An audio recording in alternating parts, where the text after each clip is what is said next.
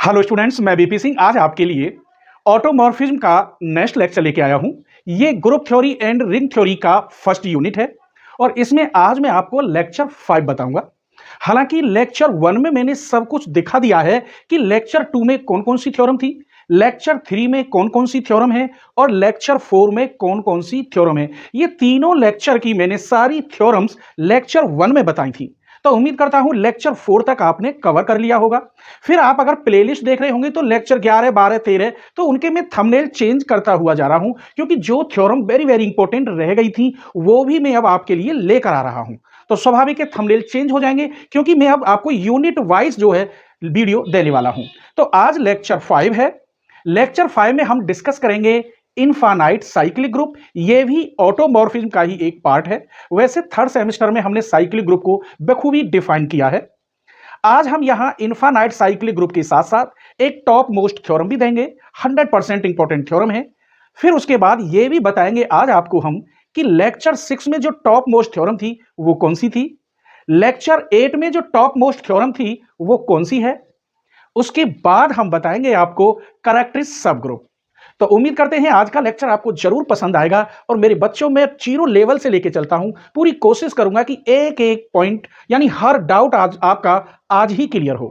ठीक है, बस आपसे एक रिक्वेस्ट है कि आप अपने फ्रेंडों के साथ जरूर शेयर करें। शेयर कर दीजिए, बाद में आप भूल जाएंगे। और लाइक करना तो बहुत जरूरी है, लाइक से हमें मोटिवेशन मिलता है। ठीक है, और आपका कोई खर्च नहीं होता सब्सक्राइब करने में और लाइक करने में। चलिए, इनफाइनाइट साइक्लिक ग्रुप। इससे पहले आपको साइक्लिक ग्रुप आना चाहिए। साइक्लिक ग्रुप से भी पहले आपको ग्रुप आना चाहिए कि ग्रुप आखिर होता क्या है, कौन कौन सी प्रॉपर्टी होती हैं, कितनी प्रॉपर्टी सेटिस्फाई हो, तब वो एक ग्रुप कहलाएगा। लेकिन ये तो सब थर्ड सेमेस्टर में हम डिस्कस कर चुके हैं। आज बता रहे हैं साइक्लिक ग्रुप, लेकिन इसमें भी मैं आपकी 2 मिनट लूंगा, क्योंकि जीरो लेवल से मैं आपको बताऊंगा। साइक्लिक ग्रुप में मैंने थर्ड सेम में एक एग्जाम्पल प्रूफ किया था। सबसे पहले आप पर आना चाहिए ग्रुप और इसके बाद आप पर आना चाहिए cyclic group.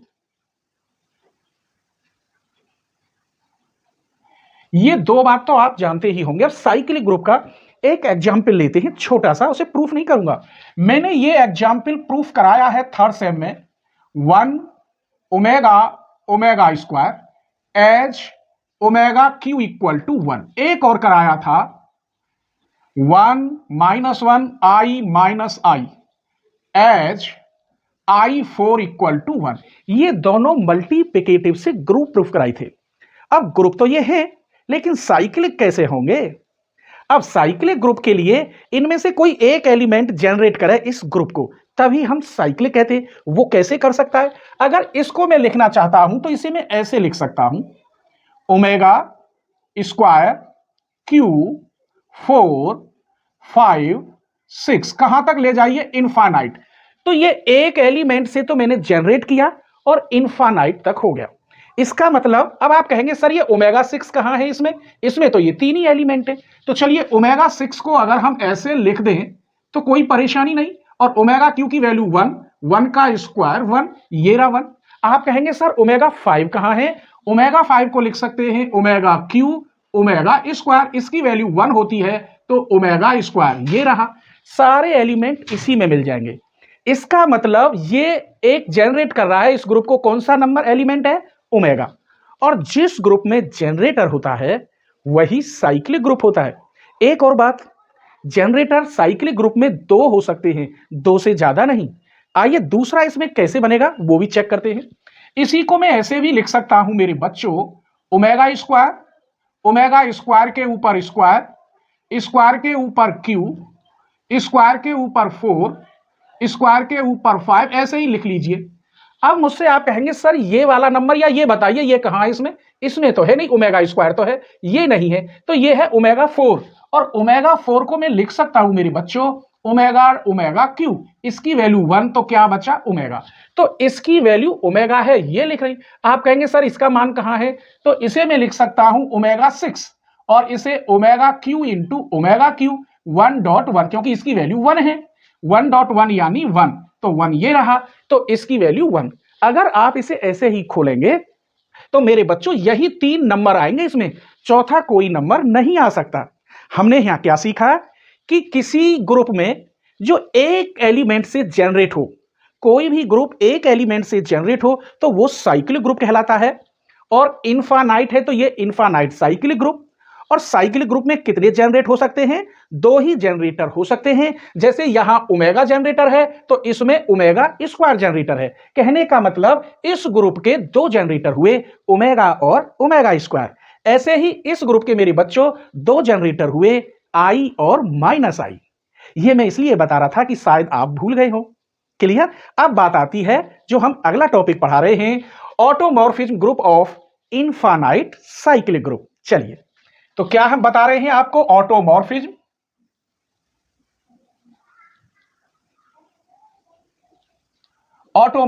Group of infinite cyclic group.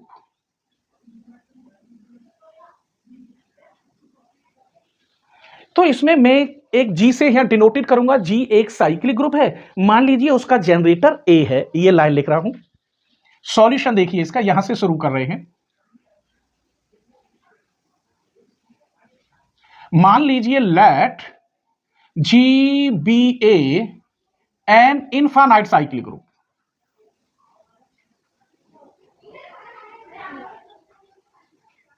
Cyclic group, मान लीजिए ए इसका जनरेटर है, साइक्लिक ग्रुप है तो जनरेटर तो होगा ही, जैसे यहां ये जनरेटर थे। मान लीजिए let a be its generator, तब उसको हम कैसे डिनोटेड करते हैं? अगर जी ग्रुप है, ए जनरेटर है, तो ये डिनोट होगा इस टाइप से, और ये इसकी पावर बढ़ती हुई जाएंगी। तो इसका मतलब है यहां ए की पावर 1, ए की पावर 2, ए की पावर 3, जैसे यहां बढ़ते हुए जा रहे हैं। दैट इज, मैं इसे लिख सकता हूं ए की पावर एन, वेयर एन क्या है? एक इंटीजर है। ये इस प्रकार मैंने दिखा दिया। अगर ये जनरेट कर रहा है ए से ग्रुप तो उसकी कोई ना कोई पावर अवश्य होगी। आइए इसके बाद अब हमें क्या प्रूफ करना है? देन हमें ये ऑटो में लेना है। ये ऑटो में, ये तो सिंपल था, ये तो थर्ड सेम में है। अब ऑटो में, then now order of auto G या ऑट जी। एक तो मुझे ये दिखाना है कि इसकी कितने जनरेटर होंगे? दो होंगे। तो चलिए एक तो मैं ये जनरेटर दिखाऊंगा, और नाउ जी इक्वल टू ये है ए, एंड इसका जो ऑर्डर दे रखा है ये क्या दे रखा है? इनफाइनाइट, ऐसे लिख देता हूं, ये गिवन है क्योंकि ये कह रहा है automorphism group of infinite cyclic group. तो इसके ऑर्डर कितने हैं? इनफाइनाइट ऑर्डर का है। क्लियर? चलिए लेट, अगर मुझे ये ऑटो में दिखाना है तो स्वाभाविक है कोई ना कोई फंक्शन मानना होगा। ऑटोमॉर्फिज्म आप जानते हैं बिना फंक्शन के ऑटोमॉर्फिज्म होता ही नहीं है। F is homomorphism, F is 1 1, F is on 2। Clear? Let F belongs to aut G, इसे मैं ऐसे भी लिख देता हूं ऑट जी। तब हमें क्या प्रूफ करना होगा? टू प्रूव दैट ये जो जी है ये जनरेट करे किससे? एफ ए से। एक ये बात दिखानी होगी इसमें, एक तो जनरेटर 2 हो इसके, और यहां तो ए साइक्लिक ग्रुप है लेकिन ऑटो लगा दें तो एफ ए होगा। आइए अब प्रूफ करके दिखाते हैं, मजा आएगा आपको। प्रूफ, मान लीजिए लेट एक्स बिलोंग्स टू जी। अब यही देख लीजिए क्योंकि मुझे ऑटो में लेना है। अगर एक्स बिलोंग जी में है और ऑटोमॉर्फिज्म में 1 1 ऑन 2 की क्रिया लगती है, अगर मैं ऑन 2 के लिए इसे कहता हूं, बनाता हूं, तो स्वाभाविक है कोई प्री इमेज में एक एलिमेंट होना चाहिए, तभी ये ऑन 2 कहलाएगा। तो वो मैं प्री इमेज में जो एलिमेंट या माने लेता हूं वो वाई माने लेता हूं, होना ही चाहिए क्योंकि ये ऑन 2 है। ऑन 2 क्यों है? ऑटोमॉर्फिज्म है तो स्वाभाविक है ऑन 2 होगा ही। चलिए, also we have f is on 2। क्या है? ऑन 2। जब ऑन 2 है तब देयर एग्जिस्ट, मैंने एक एलिमेंट मान लिया जी में। जब जी में मान लिया ऑन 2 है तो स्वाभाविक है फंक्शन बनेगा। तो such that f y equal क्या होना चाहिए? प्री इमेज है तो एफ वाई इक्वल एक्स होना चाहिए। जब मैंने कहा ये इसमें है, कह रहा हूं मैं एच वाई बिलोंग्स टू जी में है, और जी हमारे पास एक साइक्लिक ग्रुप है, तो y कोई ऐसा बनेगा ग्रुप कि जो जनरेट करेगा किसी ना किसी से, तो मैं कह रहा हूं ये a से जनरेट करेगा। तब मान लीजिए let y equal to a, तो इसकी a की पावर 1, a की पावर 2, पता नहीं कहां तक जाएगा, r तक मान लेते हैं, a की पावर r, जहां पर r भी क्या होगा, इंटीजर होगा इसकी तरह। यहां तक कोई परेशानी नहीं हुई। अब इस ar को हम यहां रखेंगे। देखिए हमने यहां क्या देखा, f यहां से लिखता हूं, आएगा नहीं, एफ वाई इक्वल एक्स है और y की जगह पे हमने क्या लिया, ए आर। ये a की मल्टीप्लाई कितनी बार हो रही है, r टाइम्स तक। भाई a की पावर r है, a1 a2 a3 कहां तक है, r टाइम्स तक है। इसका मतलब इसमें होमोमॉर्फिज्म लगा दो, fa dot fa dot fa कहां तक, r टाइम्स तक, किसके बराबर है, x के है। अब इसको मैं कैसे लिख सकता हूं, एफ ए की whole power r equal to x। यहां तक कोई परेशानी नहीं हुई होगी। x एलिमेंट g का है, कहीं लिखा है मैंने x बिलोंग्स टू g, ये रहा, और x बराबर आ गया F A R.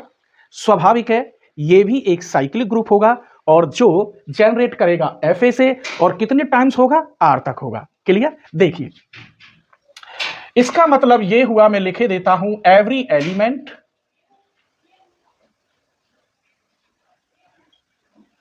Of G is some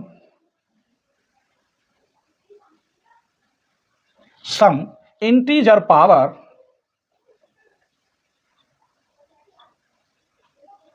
of f A.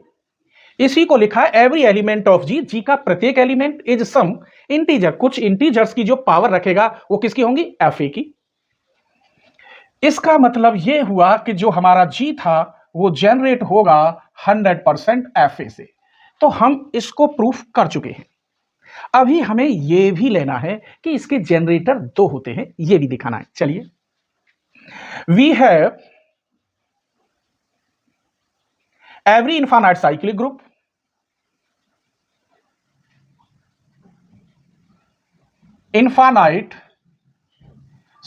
group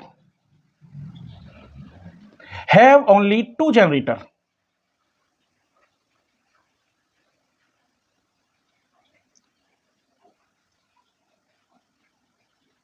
ये मैं आपको यहां पहले ही बता चुका हूं कि हर साइक्लिक ग्रुप के दो जनरेटर होते हैं। क्लियर। आगे देखिए, therefore G has two generator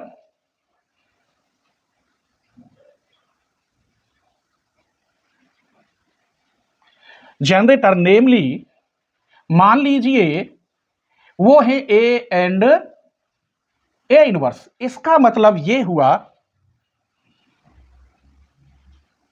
either F A equal ए होगा या एफ ए इक्वल क्या होगा, ए इनवर्स।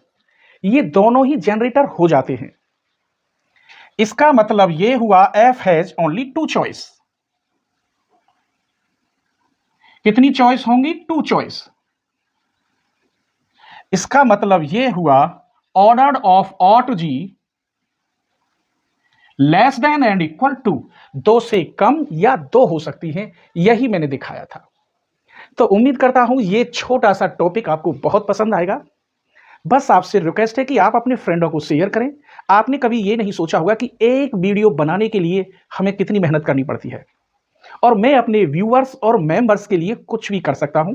मेरे व्यूअर्स जो हैं उनके लिए जो और वीडियो देते हैं ना, उनसे ज्यादा तो मैं व्यूअर्स के लिए देता ही हूं।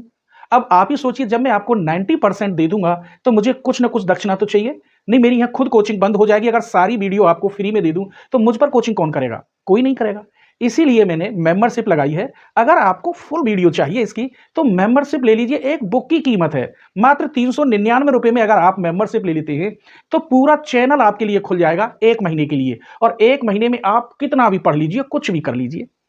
आप 3 महीने तक अगर मेंबरशिप ले लेते हैं तो 3 महीने में मैं जानता हूं आप अपना कोर्स कवर कर लेंगे, कोई परेशानी नहीं होगी। लेकिन तमीज से कोर्स करना है, लेक्चर वाइज लेक्चर देखना है, नोट्स बनाने हैं इज्जत से, बड़ी अच्छी तरीका से। यह नहीं कि आपने 2 वीडियो देख ली, बीच में 2 छोड़ दी, वही गड़बड़ हो जाती है। जो वीडियो आपने सपोज करो छोड़ दी है और उसी में से पेपर आ गया तो उसकी एक थ्योरम पेपर में आ गई तो क्या होगा? हमारा तो 90% आपको बताना बेकार रहा, इसीलिए सारे लेक्चर देखें। अगर आपको कोई भी परेशानी है तो चैनल के डिस्क्रिप्शन में मेरा मोबाइल नंबर है, आप मेंबरशिप ले लीजिए और उसके बाद हफ्ते में एक बार मुझसे बात कर सकते हैं। ठीक है? मेंबरशिप लेने के लिए सबसे पहले जीमेल आईडी जो होती है आपकी, जिससे आपका यूट्यूब चैनल है, उस जीमेल आईडी का पासवर्ड मालूम होना चाहिए। आप जीमेल आईडी बना तो लेते हैं और पासवर्ड आप भूल जाते हैं, ये सबसे बड़ी गलती है। अगर पासवर्ड भूल भी जाते हैं तो वहां फॉरगेट पे दबा दीजिए, 6 घंटे के अंदर न्यू पासवर्ड आ जाता है। आप देखते रहिए, 6 घंटे के बाद आपका पासवर्ड आ जाएगा, उस पासवर्ड को वहां डाल दीजिए। उसके बाद जिस ऐप से आप पेमेंट करेंगे, उस ऐप का यूपीआईडी नंबर, यूपीआईडी नंबर क्या है? वो बैंक के साथ साथ आपका जीमेल आईडी कनेक्ट होता है और वहीं लिखा होता है ऐप में, जिस ऐप से आप पेमेंट करेंगे। बस यही प्रोसेस क्रिया है और यूट्यूब पे देख सकते हैं कि हम चैनल की मेंबरशिप कैसे लें।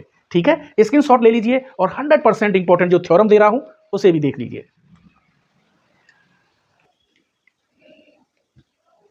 चलिए, तो लेक्चर 6, लेक्चर 7 और लेक्चर 8 में कौन कौन सी थ्योरम होंगी वो भी हम आपको बताते हैं। छोटी छोटी थ्योरम है, लेक्चर वाइज लेक्चर दी हैं। आइए, थ्योरम नंबर लेक्चर 6 में थ्योरम होगी, if G is an infinite cyclic group then find auto G. Auto G वहां फाइंड करना होगा और auto G is isomorphic to Z2 बताना होगा। इंपॉर्टेंट थ्योरम है, आप जरूर देखेंगे। ठीक है? आइए, लेक्चर 7 में मैंने ये वेरी वेरी इंपॉर्टेंट है, केल्विन 4 ग्रुप की थ्योरम, ये भी मैंने बताया। Let G be the Kelvin 4 group, find the all automorphism. इसके जितने भी ऑटोमॉर्फिज्म हो वो सारे बताने होंगे, ये भी मैंने डिस्कस किया है लेक्चर नंबर 7 में। लेक्चर 8 में वेरी वेरी इंपॉर्टेंट थ्योरम है, वो देखिए। Let G be a group and F such that G tends to G be a function such that F X equal X की power N is fix integer और X क्या है? G का है। If F is automorphism then prove that a की power n minus 1 belongs to ZG, where a belongs to G, where Z is the center of group G। तो ये important theorem है जो next lecture में आएंगी और फिर हम एक नया लेक्चर लेके आएंगे, उसमें सारे लेक्चर बताएंगे कि लेक्चर 10, 9, 8 में, 8 तक तो मैंने दे दिया, लेक्चर 9, 10, 11 में क्या क्या होगा। वैसे अब आपके लिए बचा है करेक्टरिस्ट सब ग्रुप की थ्योरम और कॉम्यूटेटर की थ्योरम। ये यूनिट फिनिश हो जाएगी, स्क्रीनशॉट ले लीजिए।